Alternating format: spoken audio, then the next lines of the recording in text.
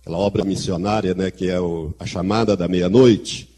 Todos acho que conhecem, eles editam 2 revistas, Notícias de Israel e A Chamada da Meia-Noite, né? Então, eu assinei muito tempo, compro muitos livros deles, mas eles são contrários ao Código da Bíblia. E eles publicaram logo depois disso aqui um artigo contrário e eles não têm esse material lá. Agora, para mim é o seguinte, aqui nós estamos com muitos líderes, muitos pastores, pastoras, muitas lideranças, e eu fiz questão de trazer esse estudo exatamente por isso. Por quê? Porque no meu modo de ver, só é contra o Código da Bíblia a pessoa que não compreende o Código da Bíblia, que não estudou. Se você estudar este assunto, eu creio que você vai abrir os seus horizontes. E nós hoje vamos fazer um estudo. Agora, no fim, nós vamos ver se você vai ficar convencido ou não. Deus, eu oro para que o Espírito Santo, tudo que eu estiver falando com você aqui, que o Espírito Santo testifique com você. Se não testificar, irmãos, não aceite, ponha na prateleira. Eu aprendi isso com alguém. Quando alguma coisa não testifica ou você não consegue entender, ponha na prateleira, não jogue fora, deixa lá. A não ser que seja uma heresia. Se eu chegar aqui dizendo que Jesus Cristo não é o Messias de Israel, etc., que não houve um nascimento virginal, você já pode jogar fora isso que eu acabei de falar, porque não vai te servir para nada. Mas alguma coisa que você não entende ou interpretação, é bom que você coloque na prateleira. Porque pode ser que você não esteja ainda na estatura espiritual para entender aquilo. Mais para frente, você vai atingir aquela estatura e você vai dizer, agora eu estou entendendo o que aquele pastor lá do interior do Paraná falou. Agora estou entendendo o que ele quis dizer quando ele falou isso ou aquilo outro. Então, coloque na prateleira, não jogue fora. Michael Drosnin escreveu esse primeiro livro. Quando houve o atentado de 11 de setembro, ele mora em Nova York, ele acordou com o impacto da explosão do primeiro avião contra as Torres Gêmeas, e ele conseguiu subir até o topo do prédio a tempo de ver o segundo avião chocar-se contra a segunda torre. E quando ele viu aquilo, ele, ainda que é ateu, as pessoas usam o nome de Deus, ele disse, meu Deus, é um atentado terrorista, né? Usa-se muito o nome de Deus, e nós não devemos fazer isso, temos que cuidar com o nome de Deus. Muitas vezes nós, crentes, usamos o nome de Deus em vão. Cuidado com isso, irmãos, porque a Bíblia diz, está lá nos 10 mandamentos, que Deus não tem por inocente aquele que usa o seu santo nome em vão. Mas ele então desceu e colocou no computador, fez a pergunta e apareceu lá as respostas. Ele escreveu então o segundo livro, que não é muito bom, porque ele vai falando de 2 assuntos, e um deles um pouco místico, mas que está lá dentro do código, é uma questão de pesquisar, e é interessante também conhecer, mas com uma devida cautela. Esse primeiro é bem melhor. Agora, este daqui eu recomendo para os irmãos. Quem quiser estudar um pouco mais, compre este livro de Grant R. Jeffrey, Os Misteriosos Códigos da Bíblia. É um livrinho fino, mas muito bom. Eu vou usar alguns quadros dele, algumas pesquisas que ele fez, e ele tem uma parceria com um judeu messiânico, um pastor messiânico de San Antonio, no Texas. Esse pastor, Jacob Hansel, ele fez pesquisas no Código da Bíblia à mão antes mesmo do Dr. Eliyahu Rips descobrir o Código da Bíblia. Ele já fazia algumas pesquisas.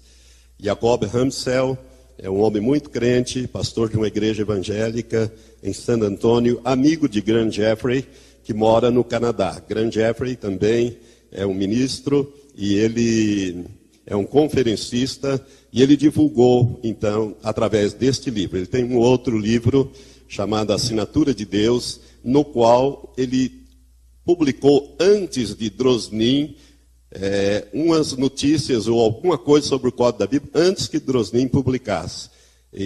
Mas foi apenas um capítulo no livro Assinatura de Deus. Este livro aqui é muito bom, por quê? porque ele faz as pesquisas e comenta, ele conhece profecia, conhece a Bíblia, então é confiável, é bom ler este livro, você vai aprender bastante coisa.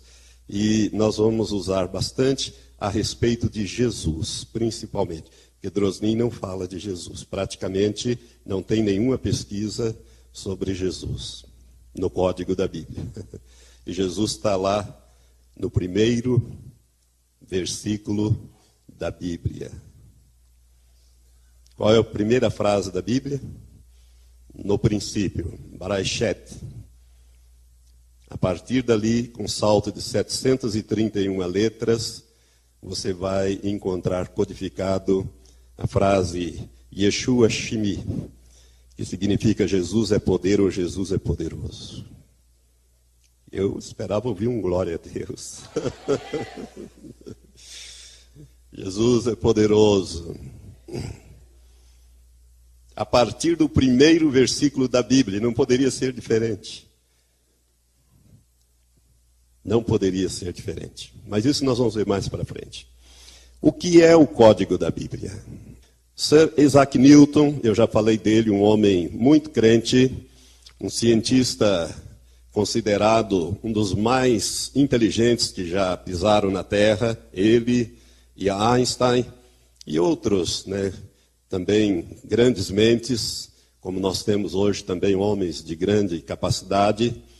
Isaac Newton, ele era um estudioso de profecias. E Isaac Newton, ele quase que profetizou isso que nós estamos fazendo hoje. Newton, ele deixou escrito de que nos últimos dias, quando chegasse no tempo do fim, Deus ia levantar homens e mulheres em todo o mundo e que iriam insistir na literalidade da palavra de Deus e que iria trazer muitas revelações proféticas da palavra de Deus. Newton, ele procurou a vida dele inteira o código da Bíblia. Ele nem sabia que estava procurando o código da Bíblia, mas ele tinha certeza, ele deixou isso escrito, que existia um código na Bíblia, que a Bíblia era um livro onde Deus havia criptografado mensagens.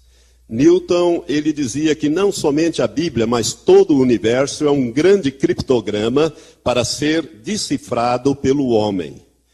E eu disse, acho que eu já falei, quando ele foi substituído na Universidade de Cambridge, na reitoria, quando ele se aposentou, o seu sucessor, que foi John Maynard Keynes, aquele economista famoso das teorias de Keynes, ele, ao olhar os escritos de Newton, ele ficou surpreso que 60% desses escritos não era sobre mecânica celeste, nem a lei da gravidade, e nem a matemática newtoniana, porque sozinho ele criou uma matemática, Esse homem era de uma capacidade incrível, e não era nada sobre isso, mas sobre escatologia, que Drosnin chama estudos esotéricos, mas não tem nada de esoterismo. Era escatologia, estudos das profecias bíblicas. E ele acreditava que existia um código na Bíblia.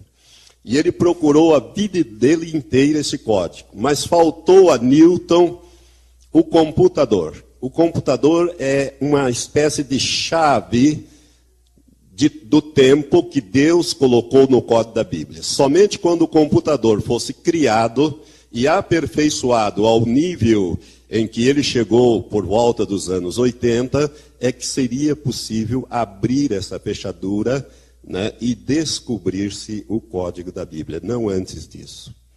Newton, então, é um pioneiro. Os rabinos, Rabinu Bachaya, do século XIV, e Michael Dove Weizmann-Mandel, que viveu no século XIX e XX, ele passou pela Segunda Guerra Mundial, ele esteve em campos de concentração, Weizmann-Mandel. Weizmann-Mandel, ele, conhecendo as obras do Rabino Rabbeinu,